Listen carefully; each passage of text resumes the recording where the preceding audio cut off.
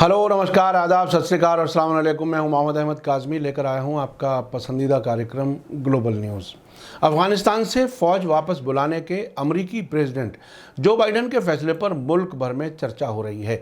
Senate में Republican minority leader Mitch McConnell ने नुक्ताचीनी करते हुए कहा है कि अफ़गानिस्तान छोड़ने के लिए फ़ैसला वियतनाम से भी बदतर है। उन्होंने अफ़गानिस्तान से फ़ौज की वापसी के फैसले को ख़तरनाक सियासी फ़ैसला बताते हुए सख्त लफ्ज़ों में मजम्मत की है। मैककॉनेल ने फॉक्स न्यूज़ चैनल से बात करते हुए अफ़गानिस्तान और इराक़ जंग के लिए कहे जाने वाले अल्फाज न ख़त्म होने वाली जंग की नुक्ताचीनी करते हुए दावा किया है कि इन 20 वर्षों में अफ़गानियों ने हमसे कहीं ज़्यादा जानी नुकसान उठाया है, जबकि पिछले 1.5 साल में हमें कोई जानी नुकसान नहीं हुआ। मैककॉनेल ने अफ़गानिस्तान छोड़ने को साइगोन से भी बदतर बताया है और कहा है कि जब हमने वियतनाम की राजधानी साइगोन को छोड़ा था, तब अमेरिका पर हमले करने की साजिश रचने वाला कोई भी वियतनामी टेररिस्ट नहीं बचा था।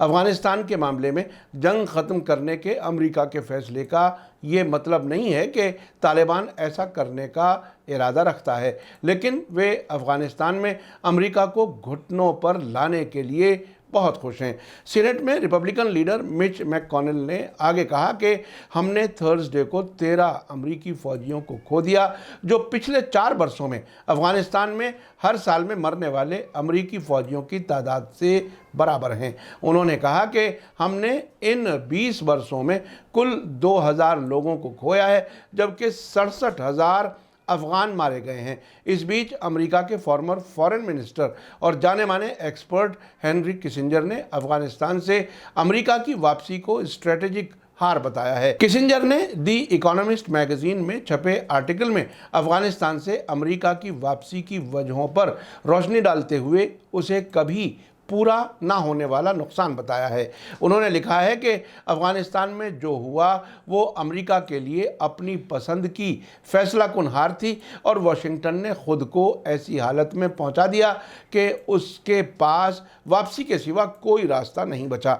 हेनरी किसिंजर ने कहा कि इस फैसले में किसी भी तरह से अपने साथी मुल्कों या उन लोगों की सलाह नहीं ली गई जो 20 साल से अफ़गानिस्तान में अमेरिका के साथ खड़े थे। इसी बीच खबर है कि अमेरिकी खुफिया एजेंसी CIA ने काबुल में अपनी एक छावनी ईगल बेस को बमबारी करके पूरी तरह से तबाह कर दिया है। अमेरिकी अफसरों का कहना है कि उनके फौजियों ने काबुल में मौजूद इस छावनी को तबाह किया है।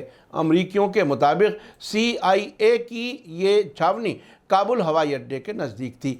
न्यूयॉर्क टाइम्स के मुताबिक CIA के बेस को बमबारी करके इसलिए तबाह कर दिया गया क्योंकि अमरीकियों को ये डर था कि वहाँ पर मौजूद खुफिया दस्तावेज़ और फौजी इक्विपमेंट तालिबान के हाथ ना लग जाएं। पिछले कई बरसों से CIA ईगल बेस का इस्तेमाल कर रहा था। हालांकि जिस इलाके में ये बेस मौजूद है वहाँ पर रहने वाले लोकल लोगों को इस बेस के बारे में कोई ख़ास मालूमात नहीं है। इसको इस तरह से बनाया गया था कि आम लोगों की वहाँ तक पहुँच लगभग नामुमकिन थी। थर्सडे को काबुल हवाई अड्डे में होने वाले धमाकों का CIA की छावनी के तबाह किए जाने से कोई ताल्लुक नहीं बताया जा रहा। हालांकि जिस वक्त इस बेस को तबाह किया गया उस वक्त लोगों ने जिस खतरनाक धमाके की आवाज़ सुनी उससे उनको लगा कि शायद ये कोई नया टेररिस्ट हमला है। अमेरिकी और उसके दोस्त मुल्कों के फौजियों और शहरियों को मुल्क से बाहर निकलने की मुद्दत कल 31 अगस्त को ख़त्म हो रही है। तालिबान धमकी दे चुके हैं कि इसको बढ़ाया नहीं जा सकता, इसलिए अमरीकियों को जो कुछ करना है वो इसी मुद्दत के अंदर करें।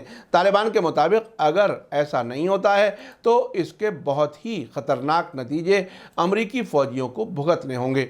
आखिर में आपको याद दिला दूं कि अगर आपने अभी तक media star world YouTube channel subscribe नहीं किया है तो सब्सक्राइब कर लें और घंटी दबाना ना भूलें। और अगर आप हमें फेसबुक पर देख रहे हैं तो हमारे पेज को लाइक करें ताकि हमारी हर नई वीडियो की खबर आपको सही वक्त पर मिल सके। इसी के साथ मुझे दीजिए इजाज़त। ग्लोबल न्यूज़ का ये एपिसोड आपको कैसा लगा कमेंट्स में ज़रूर लिखें। थैंक यू, धन्यवाद, शुक्रिया। जय भारत, जय हिंद। मीडिया स्टार वर्ल्ड की और वीडियो देखने के लिए हमारे चैनल को सब्सक्राइब करें और सीधे नोटिफिकेशन पाने के लिए बेल आइकन दबाएं। और अगर हमारी खबर सच्ची और अच्छी लगे तो अपने व्हाट्सएप, इंस्टाग्राम, फेसबुक और ट्विटर अकाउंट पर ज़रूर शेयर करें।